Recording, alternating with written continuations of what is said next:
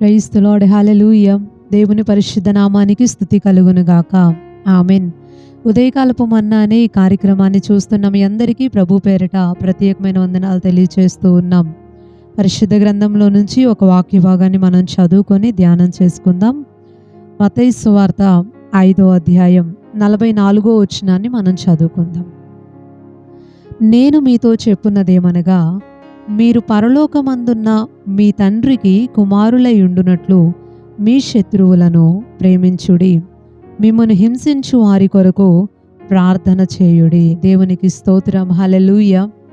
మనం చదువుకున్నటువంటి ఈ వాక్య భాగంలో యేసుక్రీస్తు వారు మనకి తెలియచేస్తున్న విషయం ఏంటి అంటే, మనము పరలోకమందున్న దేవునికి పిల్లలమై ఉండేటట్లుగా, పురుషులైతే కుమారులై ఉండేటట్లుగా, స్త్రీలైతే కుమార్తెలై ఉండేటట్లుగా మనము ఒక పని చేయాలి అని దేవుడు తెలియచేశాడు. ఈ రోజుల్లో చాలామంది నేను ఎవరు అంటే, నేను దేవుని బిడ్డనండి అని చెప్పుకుంటారు.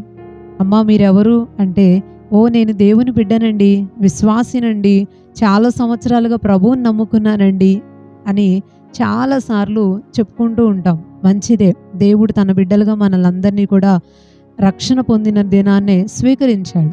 కానీ ఎప్పుడు ఒక వ్యక్తి ఆ యొక్క పొజిషన్కి న్యాయం చేయగలుగుతారు అంటే, దేవుడు ఎప్పుడు ఒక వ్యక్తిని తన బిడ్డగా నిజంగా స్వయంగా స్వీకరించగలుగుతాడు అంటే, ఈ పని చేసినప్పుడే. ఈరోజు దేవుని పిల్లలుగా పిలువబడే చాలామంది పేరుకైతే నేను దేవుని బిడ్డనని చెప్పుకుంటున్నారు, కానీ దేవుడు చెప్పిన ఈ పనిని చేయలేకపోతున్నారు. ఇంతకీ యేసయ్య ఏం చెప్పారు అంటే, మీరు పరలోకమందున్న మీ తండ్రికి కుమారులై ఉండునట్లు మీ శత్రువులను ప్రేమించండి.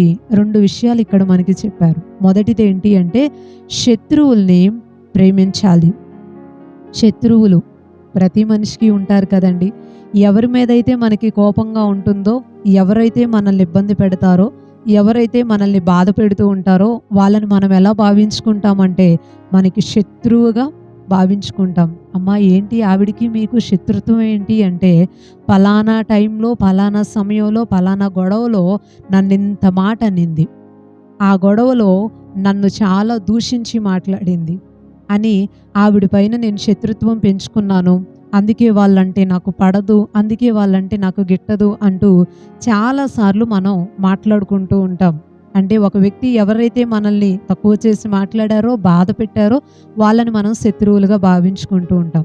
దేవుడు ఏం చెప్తున్నాడు అంటే, మీ శత్రువుల్ని ప్రేమించండి. మీరెవరైతే శత్రువులుగా భావించుకుంటున్నారో వాళ్ళని మనం ఏం చేయాలి అంటే ప్రేమించాలి. కష్టం కదండి. నిజానికి మనం ఎవరిని ప్రేమిస్తాం? ఎవరైతే మనకి మేలు చేస్తారో, ఎవరైతే మనల్ని బాగా చూసుకుంటారో, ఎవరైతే మనల్ని గురించి బాగా గొప్పగా చెప్తారో, ఎవరైతే మనల్ని బాగా పొగుడుతారో వాళ్ళని మనం బాగా ప్రేమిస్తాం. అమ్మో నా కోసం అంత చేసింది, నన్ను గురించి అంత గొప్పగా చెప్పింది, లేకపోతే ఆయన నా కోసం చాలా సపోర్ట్గా నిలవబడ్డారు.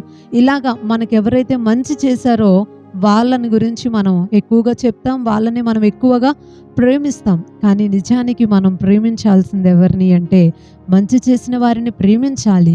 కానీ దానికంటే ముఖ్యంగా మనల్ని ఎవరైతే బాధ పెట్టారో, మనల్ని ఎవరైతే ఇబ్బంది పెట్టారో వాళ్ళని మనం ఎక్కువగా ప్రేమించాలి. వాక్యం అయితే అదే చెప్తుంది, వాళ్ళని మనం ప్రేమించాలి. రెండవదిగా, మిమ్ముని హింసించు వారి కొరకు ప్రార్థన చేయండి. అంటే ఎవరైతే మిమ్మల్ని బాధ పెట్టడమో, మాట అంటమో అలా అంతవరకే కాకుండా హింస పెడతారో, టార్చర్ చేస్తారో, కొంతమంది మాటలతోనే టార్చర్ చేస్తారు, కొంతమంది చేతలతో టార్చర్ చేస్తారు, దెబ్బలు కొట్టేసి, హాని చేసేసి, రక్తం వచ్చేలాగా చేసి, ఇట్లాంటివి చాలా చేస్తూ ఉంటారు. ఎవరైతే మనల్ని హింస పెడుతూ ఉంటారో వాళ్ళని కూడా మనము క్షమించేసి వాళ్ళ కోసం ప్రార్థన చేయాలి. దేవునికి స్తోత్రం, హల్లెలూయా. నిజానికి ఈ ప్రేమించటం, ఈ ప్రార్థన చేయటం, యేసయ్య చెప్పిన ఈ 2 పదాలు కూడా మనకి చాలా కష్టంగా ఉంటుంది. ఈ 2 కూడా మనకి మేలు చేసిన వాళ్ళ గురించి అయితే బాగా చేస్తాం. అయ్యా పలానా వ్యక్తి నా కోసం చాలా హెల్ప్ చేశారు, నా కోసం చక్కగా మాట్లాడారు, నన్నెంతో ప్రేమిస్తారు, నన్నెంతో పట్టించుకుంటారు, వాళ్ళని దీవించయ్యా అని చక్కగా అడుగుతాం. కానీ అదే ప్రార్థనలో మనల్ని బాధ పెట్టిన వాళ్ళు గుర్తొస్తే, మనల్ని హింసించిన వాళ్ళు గుర్తొస్తే వాళ్ళని గురించి మనం ఇబ్బందికరంగా మాట్లాడుతూ ప్రార్థన చేస్తాం. నన్నెంత మాట అందయ్యా, వాళ్ళంతు నువ్వు చూడు, నన్నెంత ఇబ్బంది పెట్టిందయ్యా, వాళ్ళు బాగుండకూడదు, వాళ్ళు ఆశీర్వాదంగా ఉండకూడదు, వాళ్ళు అలా అయిపోవాలి, వాళ్ళు ఇలా అయిపోవాలని ప్రార్థనలో కూడా ఈరోజు ఇలాంటి తిట్లు పెట్టి ప్రార్థన చేసే వాళ్ళే ఎక్కువ మంది ఉన్నారు. నిజానికి ఈరోజు దేవుని మాటలు వింటున్న ప్రియ దేవుని బిడ్డ, మనం ప్రార్థించాల్సింది ఎవరి కోసం అంటే, మంచి చేసిన వారి కోసం, మేలు జరిగించిన వారి కోసం ప్రార్థించాలి. కానీ దేవుని వాక్యం మనకు చెప్తుంది, నిజంగా మనం దేవుని బిడ్డలుగా పిలువబడాలి అంటే, దేవుని బిడ్డ అని మనల్ని గురించి మాట్లాడుకునే విధానంలో మనం ఉండాలి అంటే, మనము శత్రువుల్ని ప్రేమించాలి, హింసించే వారి కోసం ప్రార్థన చేయాలి. క్రైస్తవులకి దేవుడు పెట్టినటువంటి నియమం, శత్రువుల్ని ప్రేమించాలి, వారి కోసం ప్రార్థన చేయాలి. ఎవరైనా మనల్ని కొట్టారా, ప్రార్థన చేయాలి. ఎవరైనా మనల్ని తిట్టారా, ప్రార్థన చేయాలి. ఎవరైనా మనల్ని గురించి తక్కువ చేసి మాట్లాడారా, ప్రార్థనే చేయాలి. ప్రేమించాలి. వాళ్ళకు కనపడినప్పుడు ముఖం తిప్పుకొని వెళ్ళిపోకూడదు. వాళ్ళు మనకి ఎదురుపడినప్పుడు మనము మనలో ఉన్నటువంటి ఆ కోపభావం అంతా మన ముఖంలో చూపించకూడదు, ద్వేషించకూడదు. వాళ్ళు చేసినట్టుగా మనం చేయకూడదు.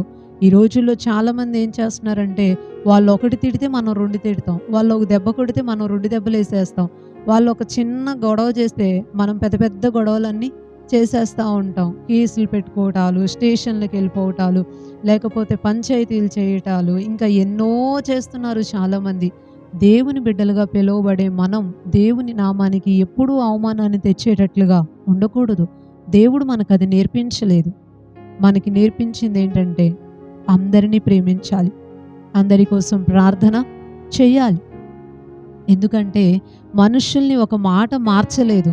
ఎందుకంటే వాళ్ళు ఒకటంటే మనం 2 అన్నప్పుడు మనసుల్లో గాయాలు పెరుగుతున్నాయే తప్ప ఇంకేం జరగదు కదా. ద్వేషాలు, పగలు, ప్రతీకారాలు పెరుగుతాయే తప్ప ఏం ఉండదు కదా అక్కడ. దూరాలు పెరుగుతాయి, మాటలు లేకుండా ఉండే సంవత్సరాలు పెరుగుతూ ఉంటాయి. చివరికి జీవితాలు ముగిసిపోయిన తర్వాత వాళ్ళని గురించి బాధ మిగులుతుంది తప్ప సంతోషం అనేది జీవితంలో ఉండదు. అదే కొద్దిగా మనం ఓర్చుకుంటే, అదే కొద్దిగా వారిని ప్రేమించి దేవుని చేతులకు అప్పగించి ప్రార్థన చేస్తే పశ్చాత్తాపడి వాళ్ళు తిరిగి వస్తారేమో, అనవసరంగా తొందరపడ్డాను అనుకుంటారేమో, ఈ మాట అనకుండా ఉంటే బాగుండేది, ఈ పని చేయకుండా ఉంటే బాగుండేది అని అనుకొని పశ్చాత్తాపడి వస్తారేమో. మనం ఉండేటటువంటి విధానం, మన ప్రవర్తన శైలి అనేది వాళ్ళు ప్రభువులోనికి రావటానికి, ప్రభు ప్రేమను తెలుసుకోవటానికి కారణమవుతుంది కదా. దేవుడు అందుకే ఈ పద్ధతిని పెట్టాడు. ప్రేమించాలి, ప్రార్థించాలి. అలా చేసినప్పుడే దేవుడు మనల్ని దీవిస్తాడు. ఈ సమయంలో నాకు ఓ సంఘటన గుర్తొస్తుంది. ఒక ప్రాంతంలో ఒక తల్లిగారు ఉన్నారు. ఆవిడ మందిరానికి వెళ్తే ఒప్పుకునే వాళ్ళు కాదు, ప్రార్థన చేస్తే ఒప్పుకునే వాళ్ళు కాదు. చాలా కోపంగా కొట్టేసేవాళ్ళు, తిట్టేసేవాళ్ళు, బాధ పెట్టేసేవాళ్ళు, హింస పెట్టేసేవాళ్ళు. అయినా ఆ తల్లి ప్రార్థన చేస్తూనే ఉంది, మందిరానికి వెళ్తూనే ఉంది, రహస్యంగా దేవుని సన్నిధి గడిపేది, ప్రార్థనే చేసుకునేది. ఎంతగా కొట్టేసేవాళ్ళు భర్త అంటే చాలా కష్టపడిపోయేది. ఒక్కొక్కసారి అయితే బాగా కొట్టేసేవాడు.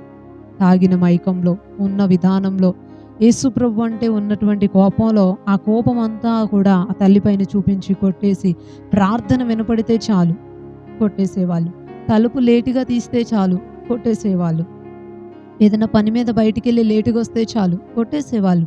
ఎందుకంటే నువ్వు ప్రార్థనకి వెళ్ళొచ్చావు కదా అనే అనుమానం ఎక్కువగా, దానికే కొట్టేసేవాళ్ళు. ఆ తల్లి ప్రార్థనే చేసింది, అయ్యా నా భర్తని మార్చు మార్చు మార్చు అని ప్రార్థనే చేసింది. ఆవిడికి ప్రార్థన చేయటం అంటే చాలా ఇష్టం.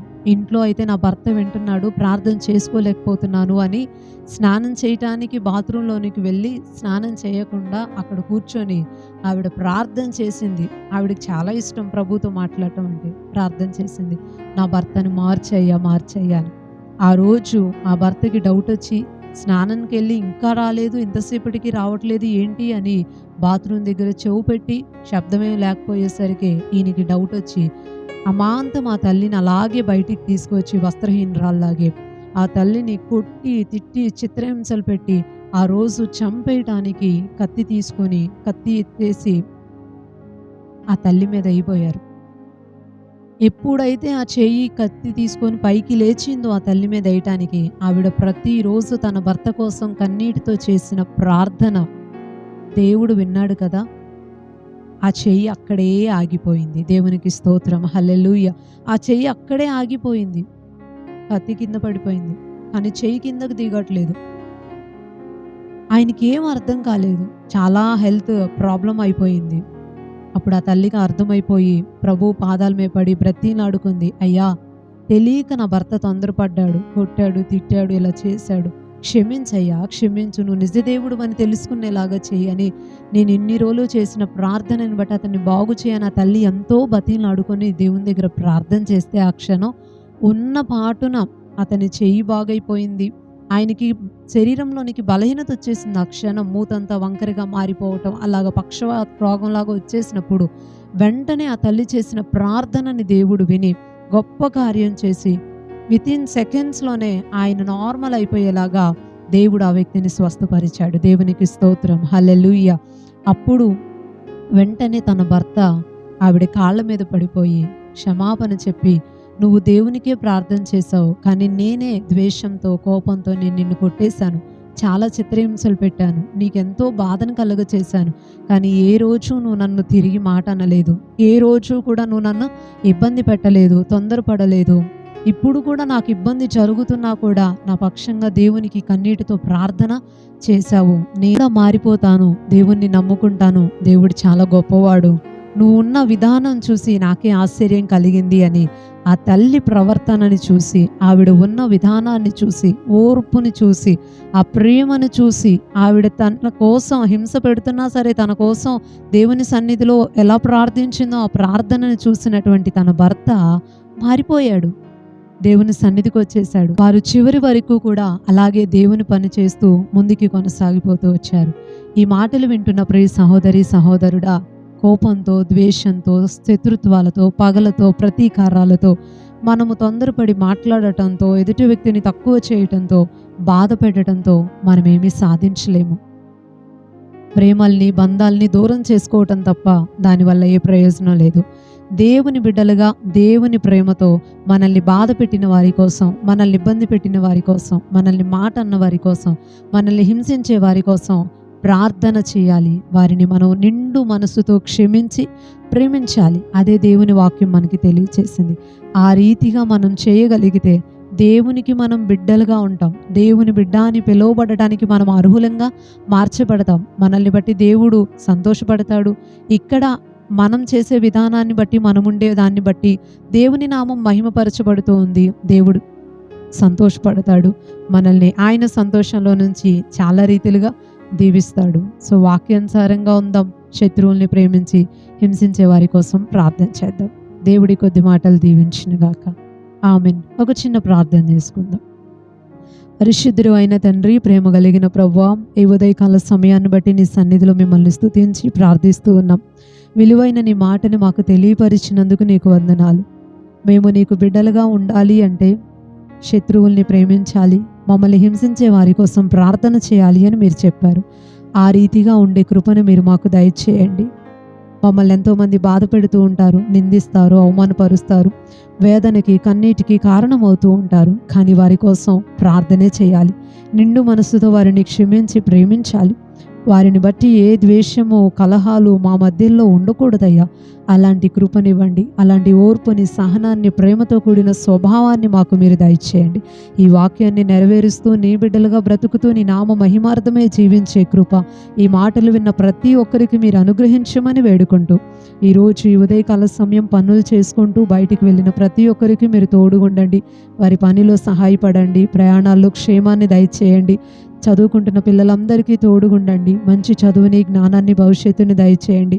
మా దేశాన్ని, మా ప్రజల్ని ఆశీర్వదించి నీ ద్వారా కలిగే ఆశీర్వాదాలతో, సంతోష సమాధానాలతో ప్రతి కుటుంబాన్ని, ప్రతి ఒక్కరిని మీరు దీవించమని వేడుకుంటూ, నజరేయుడును శక్తి కలిగిన యేసుక్రీస్తు వారి శ్రేష్టమైన నామంలో ఈ ప్రార్థన మనవులు అడిగి వేడుకుంటున్నాం పరమ తండ్రి. ఆమెన్. ఆమెన్. అందరికీ ప్రైజ్ లార్డ్. మరలా తిరిగి రేపు ఉదయకాల సమయం ఉదయకాలపు మన్నా అనే ఇదే కార్యక్రమంలో పాల్గొని దేవుని మాటలు విని దీవించబడదాం. అప్పటి వరకు దేవుని మహా గొప్ప కృప మనందరికీ తోడైండును గాక. ఆమెన్. Praise lord.